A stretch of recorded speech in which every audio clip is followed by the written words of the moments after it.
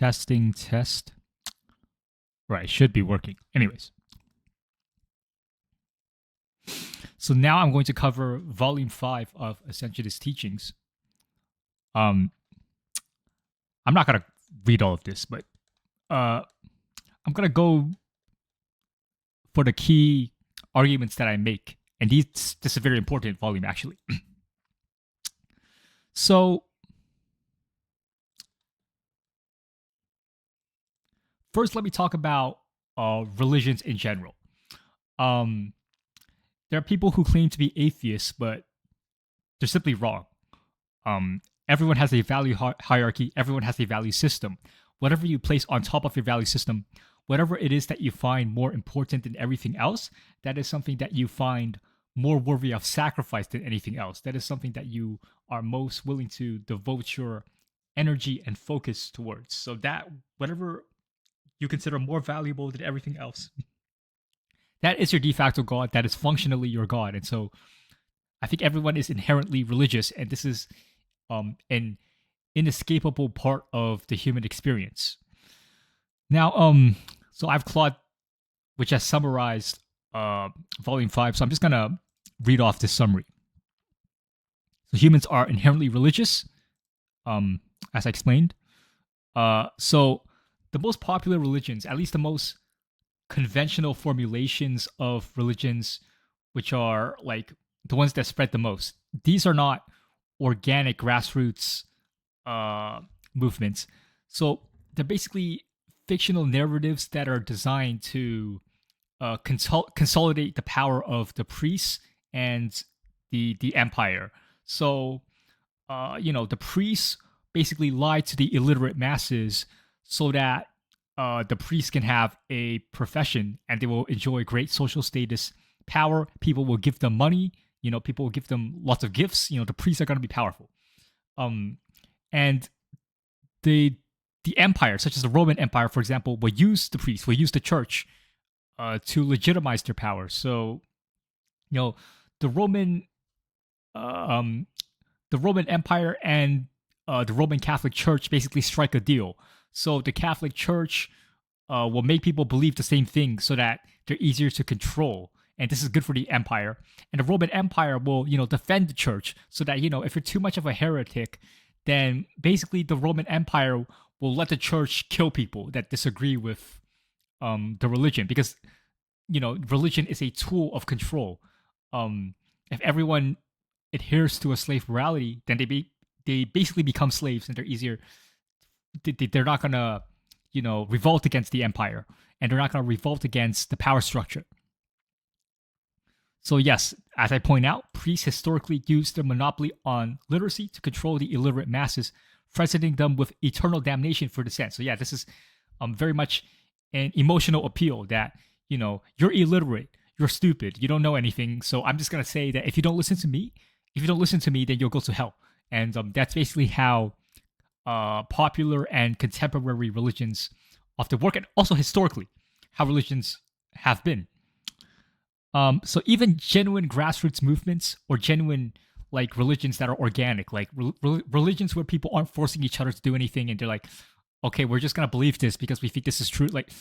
You actually can't escape the power structure, because basically you're gonna be co-opted by the Secret Service, or you're gonna be co-opted by politicians or priests who have evil intentions, and so they're going to use it to consolidate power. So basically, the essence of whatever the religion originally was, every religion basically gets watered down and reconverted to whatever serves the power of the tyrants. So the function of popular religions are just basically a distraction from the evil things that are happening. So, yeah, and this is obviously very important criticism, is that, if you're the Catholic Church and you're burning heretics, then that's a perfectly noble and virtuous thing to do. Whereas if you're a normal person and you murder people, that's evil, right? That's a double standard of how religions have functioned at the popular level, at the most public, legitimized level. It's just hypocrisy, and it's, almost Luciferian. Like if I was Lucifer and I wanted people to be slaves, if I was Satan and I wanted to control people, I would say that the moral ideal, the best thing you can do is to be like Christ and to just be suffering to death. That is what has been idealized often as what it means to be a good Christian, is to be a slave. That's why Christianity is so correlated with slave morality, because embedded within the Christian worldview is that the pinnacle of value, the archetypical hero, is the person that gets tortured to death and sacrifices himself for the common good. And the issue of this narrative is that it's not actually really a sacrifice, because Jesus, if he truly is the Son of God, then he really didn't sacrifice his life. Yes, he experienced pain, but that's very different if you're gonna get respawned and you know that your father is the God. So he can just snap his fingers and respawn you. So you're basically gonna be fine. And so it's not really a sacrifice. Whereas if Christ was just a mortal person, if Christ was a normal person like you and I and not something divine, then then his sacrifice would actually be more valiant. Like, Christ as a mortal is far more morally impressive than Christ as a divine being, because then you're actually sacrificing your own flesh and blood. So in reality, the mythologizing of Christ the deification of Christ to a divine omnipotent figure, this actually, I think, is a great insult to the very impressive and morally courageous thing that Christ did, which was sacrifice his life for what he believed was a higher purpose. And I think in this way, I think Christ is a very good person. I think Christ is a great hero. But unfortunately, Christianity has whitewashed Christ and put him into a figure of God. And the problem here is actually, when you make Christ into a God rather than just a normal person, then what he did is much less impressive. What he did was die and then press the respawn button in Minecraft. And he did a bunch of magic tricks, which is not impressive if he's just omnipotent. So, it's like, it's unfortunate that Christianity has ruined the image of Christ. Anyways, now, to be fair, there's more nuance. Yes, there's bad things that the Catholic Church did. There's good things, right? But my point is, there are problems with the most popular and conventional formulations of religion, in that they always get co-opted by political power and they're always used to serve tyranny. Anyways, another issue is that God created Satan, therefore God is a Satanist. And there's not really a counter argument. They just make a bunch of distractions. And there are also many emotional appeals that the priests will use to justify the religious tyranny. To basically say, okay, if you don't agree with us, you go to hell, right? If you agree with us, you go to heaven. That's how it works. But the counter argument is, okay, I can just create my own religion and be like, oh, they're going to send you to heaven, but I'll send you to super heaven if you agree with me. Or, oh, these guys will threaten you with hell, but I'll threaten you with super hell, right? So you can just make up some fictional religion that just, by definition, is better than whatever a competing religion is offering, right? So it's just not an argument. Like, you just make up some fictional idea, like, oh, you're going to burn in hell if you disagree with me. It's just nonsense, really. And it's all religions are really just, like, all popular religions are just fictional narratives designed to justify power and to quote unquote justify tyranny, right? That's all religion really is. So yeah, within the logic of monotheism, only God has free will, therefore only God has moral responsibility. Satan is a pawn of God with no will of his own. Satan is the gun, God is the man pulling the trigger. Yes, and this is a grape analogy, and to be fair, in support of the community guidelines and for the public good, I do not want to be too offensive or too rhetorically aggressive in case it offends anyone, because I don't want my YouTube channel to be banned. But basically, if you magically spawn a grape seller into the world, then you are the cause of grapes being sold. So you are the one who is actually commanding people to sell the grapes. So God forcing grapes to be sold, he is responsible for this outcome. So God is a Satanist. Satan is not responsible for Satanism. God is responsible for Satanism. Now, so this is another part of, this is not part of the doctrine. A note regarding mass appeal, I just point out that truth is not defined by agreement. So, if you think 1 plus 1 is 2, then even if everyone disagrees with you, even if everyone says 1 plus 1 is 5, that doesn't mean it's true, right? What is true is not necessitated by consensus. So mass appeal is historically a power tactic, not a validation of truth. So historical pattern. Kings appeal to the impoverished masses against the nobles. This isn't benevolence, it's the king consolidating monopoly power. Once nobles are gone, the masses are more exploited than before because now there's no competing power center to appeal to. So this is something that's argued in an article by Hans Hoppe. And basically he says that the idea of public appeal is basically a delusion. It's a lie. This is how the lie works. I'll say that the masses love what I do, and then I'll kill people that disagree with me. And I'll say, oh, me killing people is honorable because the masses agree with me, right? That's what Trump does. It's like, oh, the Americans love me, so we can just kill Iranians for no reason, right? That's what, yeah. Not just Trump, also Netanyahu. Anyways, so let's see. Yes, the bureaucratic class is a privileged caste. They are parasites. They steal money from the masses to give to the elites. Democracy is very corrupt. So democracy is basically oligarchy. And basically, democracy pretends to care about the people, but it's just a deception. The votes don't actually matter because the elites control the channels of propaganda and they control, the avenues of how information is disseminated. Therefore, the ruling class has a monopoly power. The ruling class has a monopolization on power, and the people don't actually matter in a democracy. The democracy is simply an illusion. It's all, yeah. So only a pedantic cuckold will care if an idea is publicly approved. Peer review, these ideas mean nothing. They just serve tyranny, they serve bureaucrats, and they serve mediocrity. So these are really, all these are just distractions from the fact that the ruling elite are actually Satanists. Let's see. Do not be fooled by popularity. Veracity, valor, and vitality are what matters. So being energetic, being magnificent, that is what matters. Mass appeal does not matter.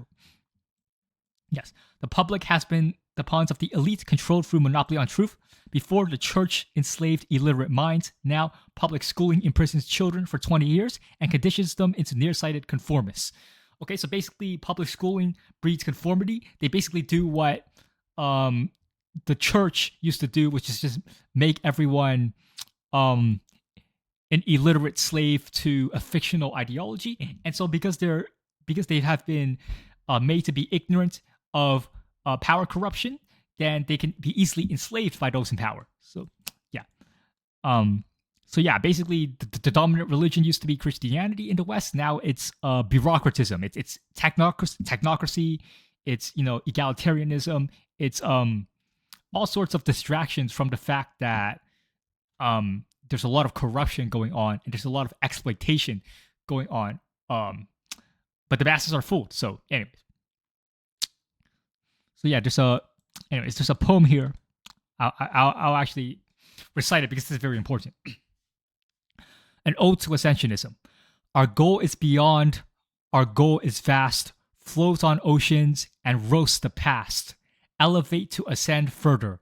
A lack of vitality we shall murder. God will see this prophecy fulfilled. Genociders of valiant souls will be killed. The bureaucrats are they people. I see their hearts, they are evil. I see them not, for I see them through. They have no souls, they cannot elude the choice of now to be a recruit of the path of glory, or a gory death, i.e. hung from a noose. These old tyrants, they are senile, they are impotent, penile. Pass the torch to the rightful heirs, the followers of Ascensionism, right and fair.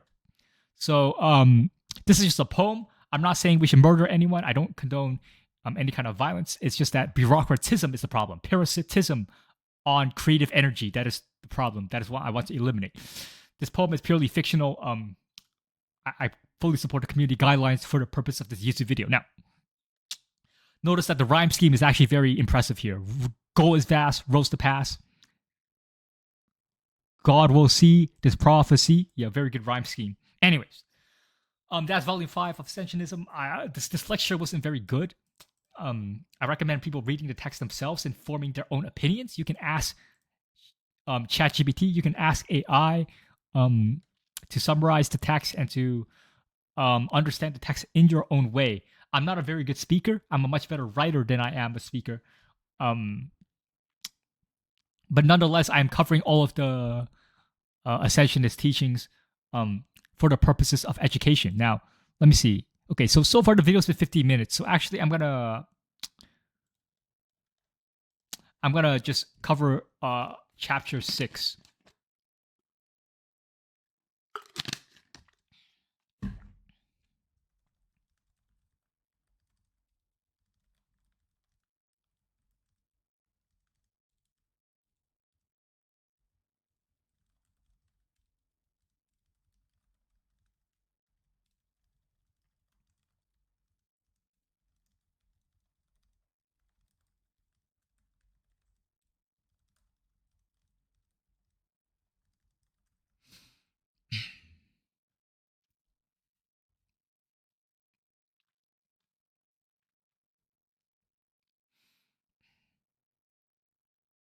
So yeah, let me go to chapter 6. Oh, there's a spider over there. Hold on, I gotta kill the spider. It ran away. I can't. Never mind. Anyways, where did the spider go? Man, I'm bugging. So, see. All right, so I'll just read off this. Volume 6 is a broader, more sprawling entry than Volume 5. It has 9 distinct sections, blah, blah, blah, blah, blah, blah. Superabundance. Okay, so basically I mentioned that one of the problems with society is scarcity. The reason there are conflicts, the reason people kill each other in a very like systematic and brutal way. Like I'm not saying all conflicts result from scarcity, but a lot of them do. And so the fact that resources are scarce, the fact that not everyone can satiate their material demands, this results in a lot of conflict. And so let's look at my arguments. All of it's from the original text. This is just a summary. So history through the Malthusian lens. Agriculture broke the first ceiling, the Industrial Revolution broke the second, and we may be approaching another. So there's something called the Malthusian problem. Malthusian problem is basically that because resources are scarce, there's a population threshold beyond which the land will not be able to sustain the people. So like, you can't, if you can only grow a certain amount of food, vegetables, and if you can only cultivate a certain amount of agriculture or whatever, right? So because of the limited amount of resources in the world, only a limited population can be maintained. And so there have been breakthroughs in technology which allowed the population to expand. First was agriculture, and then there was the Industrial Revolution.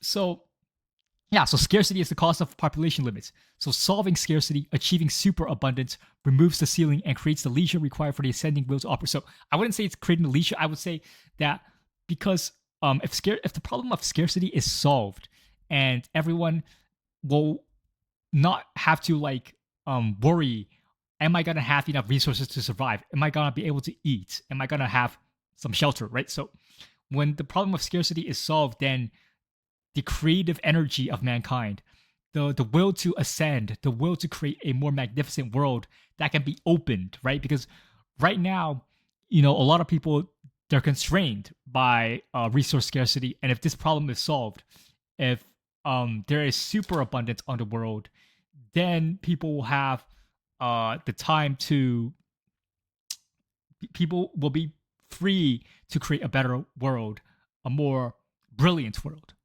So yes, and this is very important. So superabundance is a precondition, not a destination.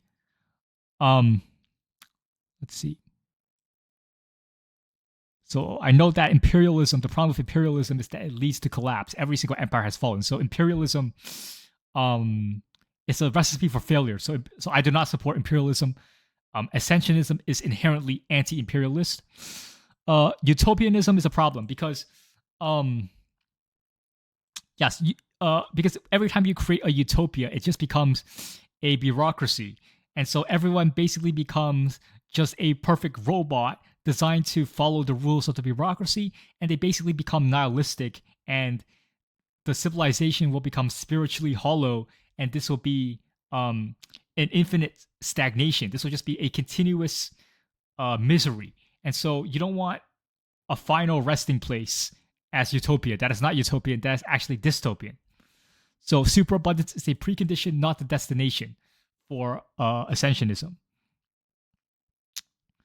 So yes, so what utopians actually want is bureaucracy. The paradise they imagine is the administration of a civilizational corpse. Yes, so basically when people say, oh, I want a utopia, what they really mean is they want to be slaves. They want to be domesticated animals to a governance that will basically make everyone mediocre and weak. And then this will just be this will cause immense misery and suffering, this kind of false utopia. And eventually what will result in this false utopia is that war and chaos will eventually break out, because you can't really rest the soul. The consciousness is inherently miserable.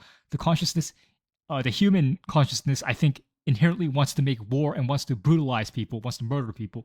And so making them comfortable with bureaucracy, making them comfortable with a false utopia is simply a delusion. So superabundance is a rung on the ladder, not the top of the ladder. So I noticed the blindness of vision. Every worldview is blind precisely because it sees. Yeah, so what I say is that a vision which cannot see through itself is blind.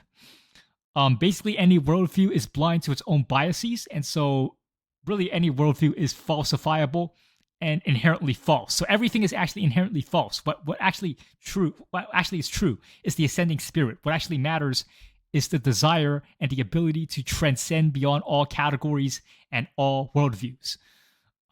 Yeah. The problem with materialistic morality. So all worldviews are faith-based, because not everything can be proved, because every single worldview is dependent on unprovable assumptions, right?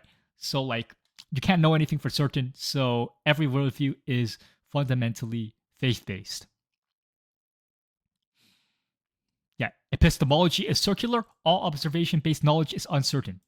So, the problem with epistemology is that everyone is reliant on a data set, but we have nothing outside of our data set to validate that data set. So we don't actually have certain knowledge. So every worldview, every value judgment is dependent on a leap of faith. And so Ascensionism, well, we're not deluded to think that we are not dealing with the same issue that every single ideology is. We straight up say, yes, this is a faith-based belief system. Materialism is a form of religion. It's like this idea that everything is just material, everything is objective, everything is physical. You can't 100% prove this. It's just a leap of faith. To say that everything is 100% material, this is a leap of faith, and this is a religion. So religion is basically a form of nihilism, right? So materialism leads to, so this is the wrong order actually, but materialism leads to, actually, yeah, it is the right order. So materialism leads to nihilism, which leads to hedonism, which leads to bureaucratism, right? The monopoly of bureaucratic control over the masses. So basically everyone becomes a perfect robot. And then this bureaucracy leads to stagnation and decline, and this leads to infinite mediocrity. And mediocrity will just be perpetual misery and will eventually lead to warfare and murder. So this is very bad. Mediocrity is worse than hell, a graveyard of comfortable coffins, paradise in the absence of beauty. So mediocrity, you basically become a worm. You become like a little insect, and like you might be so sedated and so comfortable that you won't realize that mediocrity is a problem. You won't realize that you are spiritually stagnant and even declining because you're just blind. You're like domesticated. It's like you've been castrated, and your energy is gone. Right, you're weak, you're impotent, and so mediocrity is worse than hell. And elevatum, the principle of endless ascent, is more important than the pedantic notions of truth. So regarding political pundits on social media, let's see.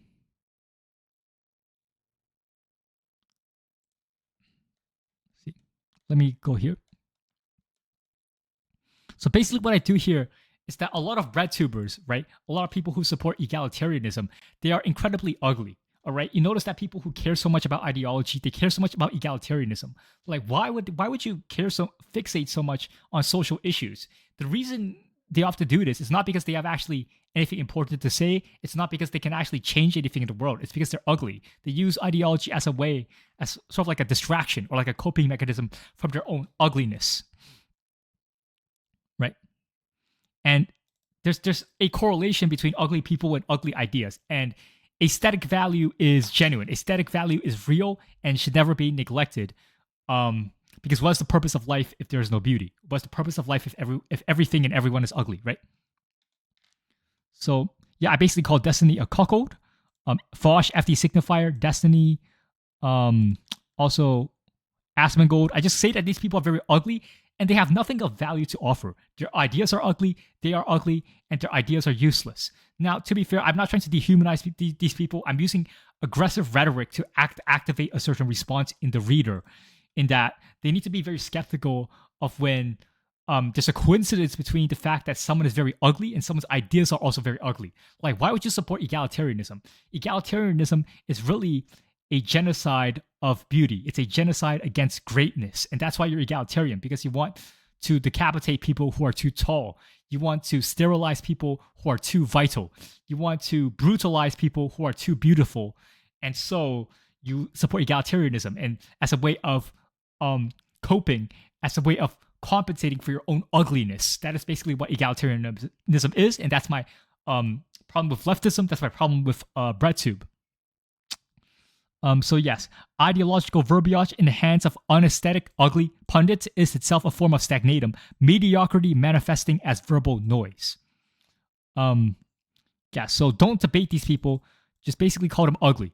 So that's how you deal with people who have false ideas and are ugly, right? You call them ugly and you ignore their ideas because they are distractions. They are very good at lying. They are very good at sounding true. They're very good at diverting your attention from the fact that they are ugly and that their ideas are also pointless. And it's not a coincidence that that ugly people come up with ugly ideas, because they are compensating for their ugliness, and that is what their entire life, that is what their entire existence amounts to. I mean, every day you're looking in the mirror, you're very ugly. Okay, you have to come up with some ideology as a coping mechanism. Now, just to be fair, I support the community guidelines. I love the nation of Israel. Please do not take down this video, YouTube. Now, anyways, sorry. So let's see. The aesthetics of political influence. I note that the recent Hassan Piker and Nick Fuentes they have general legitimacy. They have general political power. It's because they're handsome. All that matters in politics is perception, not truth. The ugly political pundit is already losing before he speaks. So yeah, that's really the truth about politics, is that it doesn't matter what you say. It doesn't matter what your character is. It's all about how you look. It's all about how powerful you look. It's all about how physically attractive you are. That is what is important, and that's why Hassan Piker and Nick Fuentes are superior orators and defenders of their respective ideologies. That's why Hassan Piker is the true leader of the left, and Nick Fuentes is the true leader of the alt-right, because they are physically attractive, unlike these ugly people like Asmongold or Vosh. So the only redemption for ugly people is to join Ascensionism. Elevate above the slop of political debate so that you transcend what you look like. So rather than using ideology as a compensation for the fact that you are ugly, look, if you're ugly, you're ugly, okay? Maybe there's nothing you can do about the fact that your skull structure is just unaesthetic and that you look like a Sasquatch. But you need to ascend. You need to transcend beyond your ideological categories. You need to become magnificent as a way. That's a better way to compensate for your ugliness than just being mediocre and just morally flattening yourself with egalitarianism. Now, regarding gerontocracy, so this is the issue with wealthy societies, is that they keep seniors alive for a very long time. And so they become the asset holding class, and they have basically a monopoly on power. So, or they have a very strong position in power. Gerontocratic bureaucracy imposes deliberate stagnation to preserve its position. They regulate the economy against young entrants, propagandizes youth through public schooling, suppresses the vital forces that would replace it. So a gerontocracy will suppress the power of the youth because they don't want to be replaced. Sorry, let me drink some water.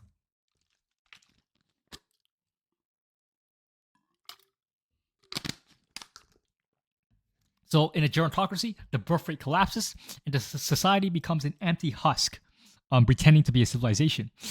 However, so it's spiritually empty. It's morally valueless, but people pretend it's a civilization when it's really just old people um keeping their old hands on power, even when they really their power is disproportionate to their vitality, which is a problem.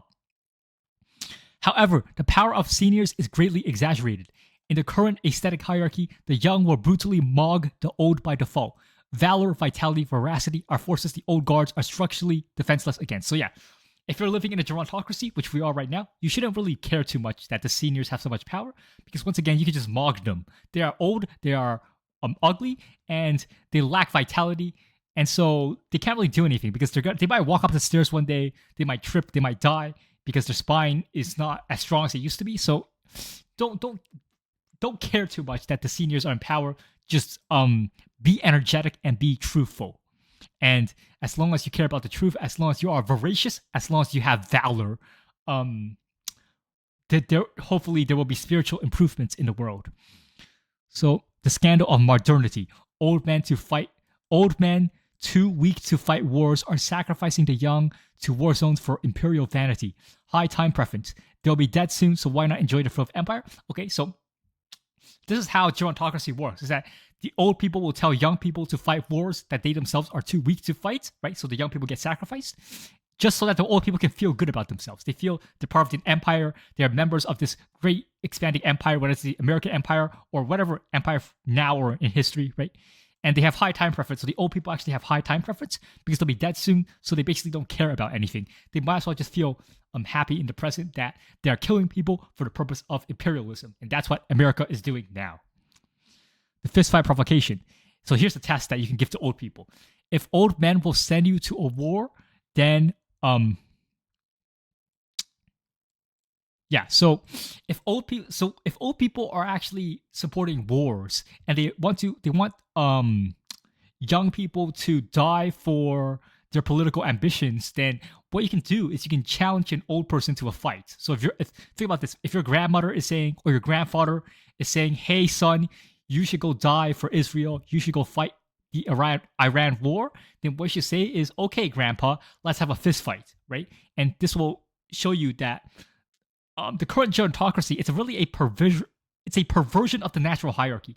The natural hierarchy is that people with vitality, people with vigor, people with energy, people who strive for magnificence. So the young people, basically, they're the ones who should be in charge of the world. They're the ones who should be in power. But the seniors, the old guards, they have sort of inverted this hierarchy. So to reclaim it, you can basically just outshine the old, mediocre, decrepit people, right? You can challenge them to fist fights, not to literally fight them, but you can. But if they agree to the fight, it's voluntary, right? They sign a boxing contract. If they agree to it, right? If it's sanctioned by, I don't know, the athletic committee, whatever, right? So the point is that if old people dare send you to die for war, if these 80-year-old politicians send you to die for wars that they themselves are too cowardly to fight, then you should provoke these politicians by saying, hey, why don't you have a fist fight with me, right? Hey, you 80-year-old politician who wants me to die for Israel, hey, why don't you have a fist fight with me, and whoever wins gets to tell the other person what to do, right? And so actually you shouldn't do this because senior people should be respected. And if you get into a fist fight with an old man, they'll probably end up dying. Like he's not gonna survive because his bones are so brittle, right? So anyways, this is just an analogy. This is just a provocative idea that, hey, if these old people are using their power to exploit the young, then you should say, hey, if you're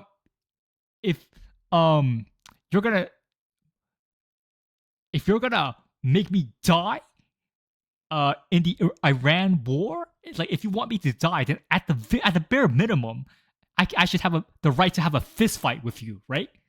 And so obviously this shows that the power imbalance between the old and the young is very unnatural. It's very strange how people who can't even walk up the staircase can command a young man to die in combat. Like it's just very it's unaesthetically pleasing. There's something morally wrong about this. So basically So this is a narrative, actually. Hold on. All right, so let me go for this narrative. So this is just a hypothetical narrative to make you understand how elite power structures work.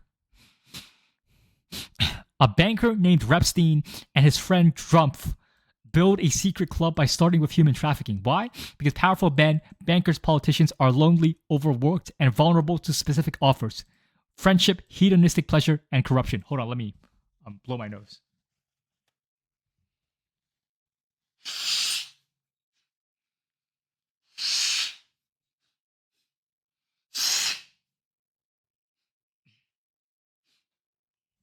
Sorry. The narrative walks through the grooming process step by step. Joe, the banker with the dead bedroom marriage, the coffee shop, the slowly escalating parties, the initiation ritual. Once Joe is in, blackmail. Recorded. Okay, so I should actually just read it.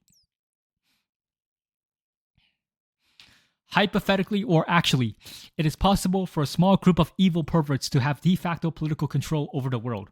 Well, let me illustrate with a story. Let's say that you are a banker named Repstein. You and your homie Drumpf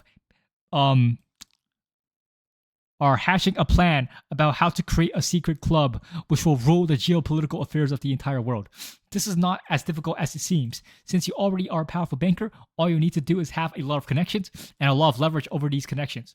First, your idea is to engage in human trafficking. Now that you are a pimp, you will have something of value to offer to powerful men, such as bankers and politicians, who have spent their entire life working very hard to obtain power. They are constantly stressed out, fatigued, and quite lonely at the top. Now it is time for you to strike. Joe is a banker who spent his entire youth studying for impressive academic credentials and networking with other elites. During this time, he lost his hair and has grown many wrinkles on his face. He goes back home to a wife who does not love him. He sleeps in a dead bedroom. Now is the perfect time for Repstein to offer Joe things which he implicitly desires: friendship, hedonistic pleasure, and corruption. Because the desire for power often gives you the urge to want to get away with corruption. So Repstein invites Joe to a coffee shop. They have a nice conversation. It begins with generic stuff like the commodities markets, quantum physics, Mediterranean food, the usual balderdash.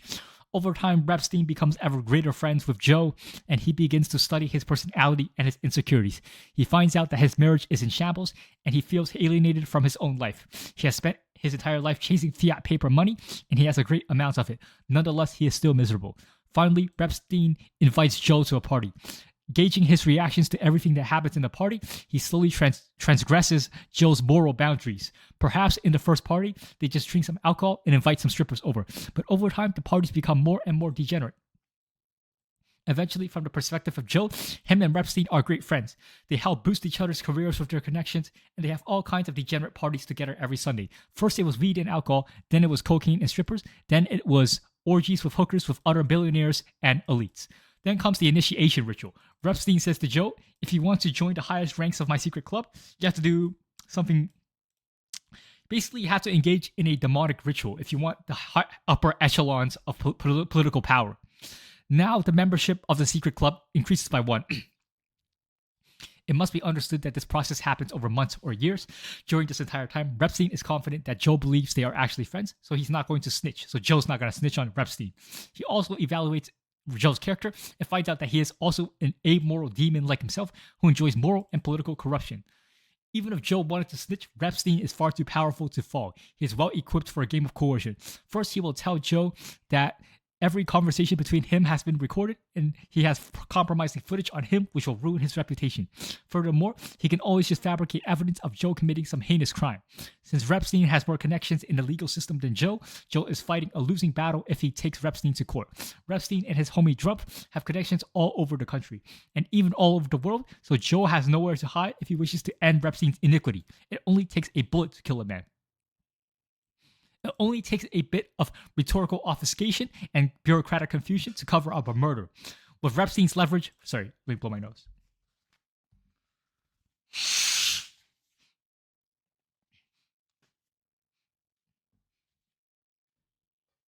With Repstein's leverage, perhaps via blackmail or other incentives over so many powerful and desperate people, he knows that he can find someone to get anyone killed or badly injured or imprisoned, or at least have their reputation harmed such that their career is significantly deflated.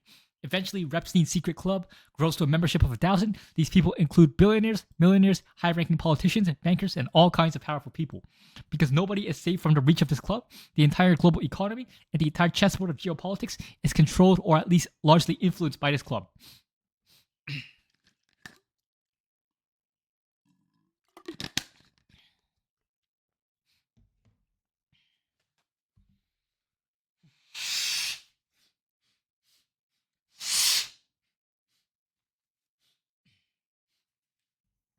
Sorry about that. Because nobody is safe from the reach of this club, the entire global economy and the entire chessboard of geopolitics is controlled or at least largely influenced by this club of evil people. After this club has bankers and wealthy individuals which can influence entire economies. This club has enough politicians which can move pawns in alignment with any plan. Okay, so it's difficult to go to war with this club. And I just give an example of how a small group of Satanists can basically control the entire world. So let's say the club grows to 1,000 members, billionaires, politicians, bankers. At this time, at that size, global economic and geopolitical influence is secured. What to do if Xi Jinping insults a member? Let's say Xi Jinping wants to go against this club, as an example. You don't have to kill Xi Jinping. That would be too risky. Basically, just dump Chinese stocks, use media connections to generate negative narratives, cost the CCP billions. Xi Jinping is forced to back off because he has his reputation and his own monetary power has been damaged. What to do if you can't kill the whistleblower? So let's say someone snitches on you. Just kill a family member, sabotage one of his employees, kidnap someone he loves, make him realize the cost of continued opposition. So basically you can't really oppose. If you're a secret club of Satanists, no one can do anything against you because you can always just get someone killed and make that other person basically emotionally destroy that other person and make him scared of even going against your satanic club. So this worked because we live in a bureaucratic society that promotes moral apathy. In a world where valor and veracity are rare, it is not surprising that the powerful people are devoid of honor. The only antidote is a revolutionary movement that nullifies the bureaucratic status quo, which requires a paradigm shift in the minds of many, especially elites. Action item. Anyone who supports central banking, taxation agencies, state regulation, public education, the contemporary media industry, or state-funded academia must be considered a supporter of the Epstein class because these institutions are organs of the power the satanic elites use. So basically, the government doesn't matter. The government is entirely a slave of the satanic shadow elites. So the regulatory bodies of the government, public schools, media, all of these are institutions which are captured by the Epstein class. And anyone who supports taxation, anyone who supports the government, these are all servants of the Epstein class. In support of nuclear deterrence for all individuals. So one of the problems of individualism is that the government can oppress the individual, and so basically tyranny against the individual, against the minority, becomes ubiquitous and unavoidable. So think about this. Why does nobody attack North Korea? Why does nobody mess with Kim Jong-un even though he's a tyrant? Because he has nukes, and so if you mess with Kim Jong-un, you get nuked. Now, so this is all just hypothetical. I do not support any violence. This is just a video, okay? This is just entertainment, education, okay? So basically, this is rhetoric for the purpose of illustrating the power imbalance between the government and the individual. So the only way the individual can prevent the government from stealing from him via taxation or from oppressing him with law or sending him to die in war, the only way to protect yourself from government tyranny is to own nuclear weapons. But obviously that's an exaggeration, and not only is that not going to happen, but it would just be a logistical nightmare, and yeah, there would be problems with that. But so rather than everyone owning a nuclear bomb, what you can do to defend yourself against tyranny, we should 3D print guns. We should mass produce advanced weapons for the purpose of protecting individual property rights. If realized, the Ascensionist revolution will be more likely to succeed. Yes, this is just rhetoric. All of this is just fictional rhetoric to illustrate how powerless the individual is against the government. And so, this is just hypothetical. So all arguments are appeals to emotion. This is there's no logical versus irrational distinction in argument. All arguments are rhetorical. All rhetoric is emotional appeal.